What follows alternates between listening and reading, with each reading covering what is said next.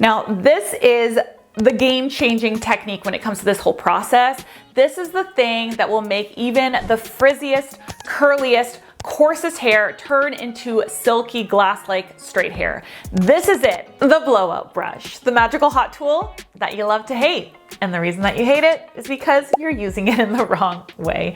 If you use this tool in the right way, trust me, you will never go back to not using it. A few weeks ago, I did a whole tutorial showing you how I use this blowout brush on myself to get loads of volume and smoothness.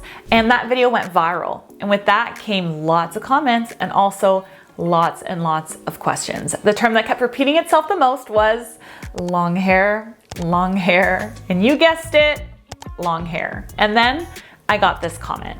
I'd love to see you do this on long hair. How do I keep it from getting all tangled? How do I work it from roots to ends? That's a great question. In today's video, we are tackling long hair with this tool, but I needed an extra challenge to make this video even more worth making. So I dragged someone very special into the studio who has the complete opposite hair type to me. You guys know her, it's my sister. Her hair is not only super curly and long, but it's also very, very thick. She has the type of hair that everyone envies, but that is also a huge pain in my butt to straighten, okay?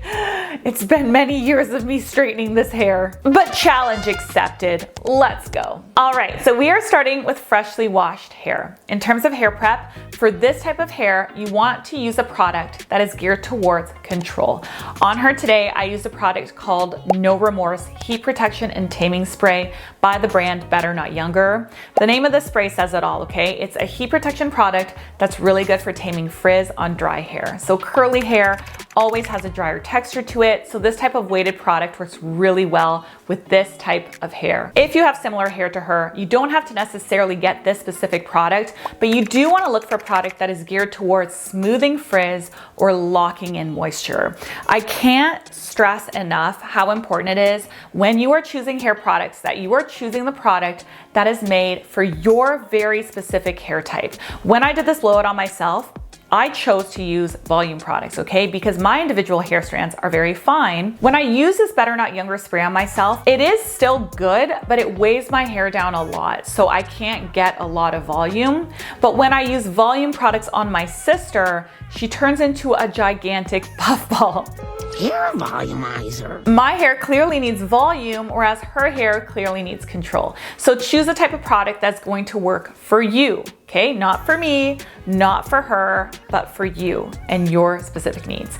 And then once you have that product in the hair, don't forget to brush it through from roots to ends to evenly distribute it. Now we are going to rough dry with a blow dryer. When the hair is too wet, it will take way too long to get through it all with a blowout brush. So you want to rough dry with your blow dryer to remove about 50% of the moisture before then going in with this tool. When I blow dry her hair, because she has so much texture and frizz, I make sure to concentrate the air down the hair shaft. What that does is it forces the cuticle layer, which is the outermost layer of the hair that resembles shingles on a roof. It forces it to close the shingles down tight, okay? That's really going to minimize any frizz from happening immediately after the blowout, but also from popping up later in the day when exposed to like humidity, heat, any type of weather condition that isn't ideal, okay? You want to really press those cuticle layers down so that they don't pop up later. Now we section. So you're going to be working from the bottom of the hair up. What you need to know about sectioning is that the section should never be larger than the brush horizontally, but it should also not be too thick vertically, okay? If it's too thick this way vertically, you're not going to be able to get rid of 100% of the moisture at the root, and the hair will end up looking very frizzy. As you move along your hair with this brush, you need to make sure that the section you're working on is 100% dry. Can't stress this enough, 100% dry from roots to ends before moving on to the next section. If it is not dry, it will end up looking frizzy, okay? Dryness is key. When you get that first bottom layer dry, you can use your finger to subsection another panel above that one and clip up the rest of the hair.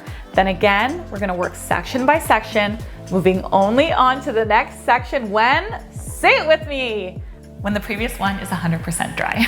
Now I'm gonna go into some detail about how I get these sections super smooth and how I prevent long hair from tangling in the brush. This is a question that I got asked over and over again. So when you are doing this, you want to start right at the root and smooth the hair all the way down. If you do this once or twice and you release the hair will be very frizzy, okay? And that's because it's not fully dry for one, right? And it hasn't been smoothed out and manipulated enough with that heat and with those bristles. So as you can see, I go back into the root and with tension, I smooth and round out the ends of the hair. If you find that the root area is still moist and frizzy, even after doing that several times, you can then put the blow dryer brush on the top of the section instead of underneath it so that you are blasting it with heat from the other side to further smooth it out. Now, this is the game-changing technique when it comes to this whole process. This is the thing that will make even the frizziest, curliest, coarsest hair turn into silky glass-like straight hair. This is it, and I don't know why no one talks about it.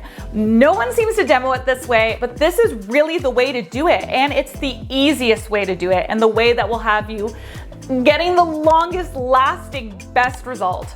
So let's watch it again. So we are starting right at the root. We're smoothing and pulling with a good amount of tension, rounding out the bottom of the hair. Then we're taking our tool, placing it on the top of the section and further drying, but also smoothing it out from the other side. Again, before we move on to the next section, that previous section should be shiny, frizz-free, and of course 100% dry. If every single section looks really glossy and smooth before you move on to the next section, the end result is going to be phenomenal. When we get to the very top section of the hair, there are a few different ways to go about drying it. So you can part your hair where you normally do. So say you part on the side, right? You can then take each section and blow dry it in the direction that it should go in. That works just fine. Or you can blow dry that middle section backwards without a part line. This is my favorite way to blow dry because it gives me more flexibility in where I can part my hair later. And I also find it to be just a really great technique for getting a lot of lift and a lot of volume at the front. This is called the mohawk section, but I do have to warn you that it will not work on certain people, okay? So it's not gonna work if you have exceptionally strong part line. So if your part line is just exceptionally strong, it always wants to go there and it will not change. This may not work. It may also not work if you have a very aggressive growth pattern like a cowlick at the front. For everyone else, I find that it does do a lovely job of lifting, giving loads of volume and also loads of flexibility in how you style your hair later on. Okay, let me give you some tips just in case you do decide to try this. So it's very important to blow dry both sides of the hair in this section, okay? This area can get really frizzy. So you wanna place your blow dryer behind the hair and you wanna also place your blow dryer in front of the hair, going back and forth several times, making sure all of that is really smooth and lifted. Now we are left with this end result. If we look at where we started and how it looks now, it's pretty amazing, right? But if you're excessively picky like me and you want it to be super perfect, you can now go through some of the top sections with a flat iron set to low heat.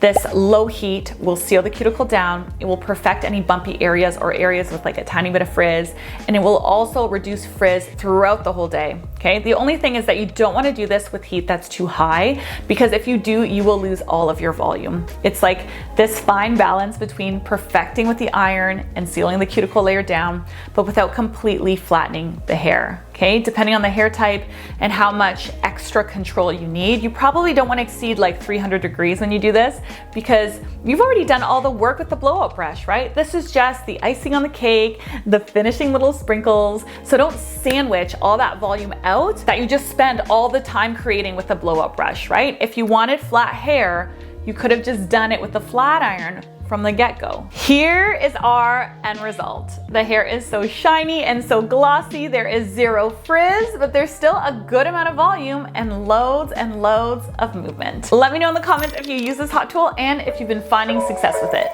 This video is over.